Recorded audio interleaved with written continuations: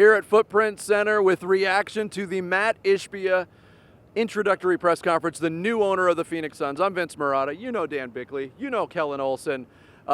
Bick, it wasn't like your normal, this is an owner taking over a franchise press conference. Your initial reactions to what we heard from Mat Ishbia? Mat Ishbia talks very, very fast. He talks faster than I do. He's very excited. I like a lot of what he had to say. I love the fact that he said you can't win without happy people. So I think he's got a real good idea of what a good workplace culture is. But we all know the big story coming into this was the Isaiah Thomas question, the report that leaked last night that Isaiah was going to assume a prominent role at some point in time in this front office. And for a guy who described himself as extremely, extremely transparent, he was very slippery around the Isaiah Thomas question. Said he would not be hired at this time. Time, Vinny. Maybe some other time, but not this time. That stood out to you too. Yes. But again, this has to be viewed and framed as a day of celebration for Suns fans, because as I've said repeatedly, not many sports towns get a reprieve from a real bad owner, and we in Phoenix received that. Absolutely. And to focus on the basketball part of it, Kellan, you asked the question about, hey, what about luxury tax threshold in building a winner?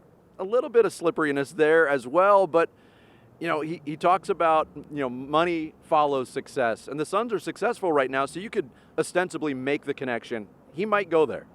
Yeah, I think a lot of what he talked about, including the Isaiah Thomas point, Dan, is like the actions are going to come down to it. Like if you do not hire Isaiah Thomas, then fair enough. Would we have liked him to, after Ken Summers wisely followed up on the at this time point, would we have liked to just hear no? Yes, we would have. And we say we're talking like on behalf of the people who work in that building every day who had to deal with that, the allegations and what the investigation found in regards to Robert Sarver and how the workplace was toxic for them at times. And I think that's the big overarching thing from this day and this story in particular is those people getting that type of, I want to say reassurance, but we're not even at reassurance yet. We're at assurance. They need to be assured, right. And then you want to continue to see that reassurance from there. When it comes to the tax question, we didn't really get a great answer there, but his actions will speak for that. So if we do see them trade for someone tomorrow that is on a long-term salary, because I think all of us together were, Eric Gordon can't talk about him, Bojan Bogdanovic can't talk about him because they're years after on their salary. Now we can talk about him, but now we got to see too, and we'll see the actions. A lot of the same reactions you guys had. Again,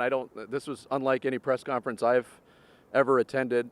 From the very beginning, I don't like to stand behind a podium. You definitely got that energy of a CEO of a big-time mortgage company addressing his team and keeping them upbeat.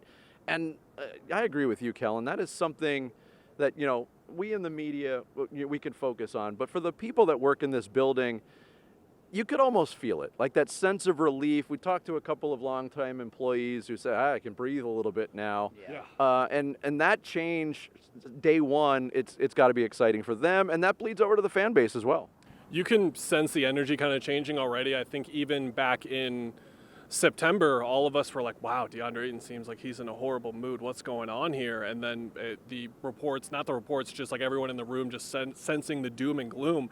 But it was just that situation with Robert Sarver that was really hanging over them. Yes, they had a lot of other events transpire, including how they exited in the playoffs, but that is ultimately what it came down to. And that energy now being out of that building and staying out of that building is the most important part, because there is a trickle-down effect. It goes to the people that work in sales. It goes to the starting center on your franchise. It just works in that kind of way. And to your point, Vince, I think it was 7,000 people that he said he works for. So I think you want to see that sort of direct energy that he talked about. He used the phrase getting in the weeds, and that's what they need to reestablish and rebuild the foundation of their culture internally. I think one of the cool things today that I noticed was Dan Marley was here, and Dan Marley had not been here a lot in recent years. He was here for the reunion, as you know, but other than that, he had kind of stayed away. Kevin Johnson was here.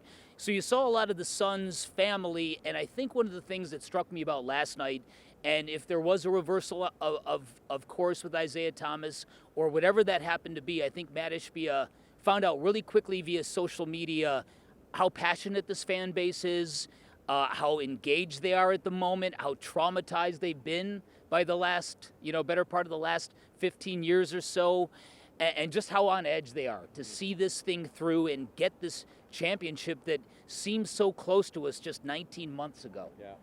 Well, you know where to go to get more reaction on the Mat Ishbia takeover of the Phoenix Suns. You'll get it in words from Dan Bickley and Kellan Olson. You'll get it in words in podcast form from Kellan Olson and Kevin Zimmerman. And on live radio from us and Wolf and Luke and Burns and Gambo on the Arizona Sports app and 98.7.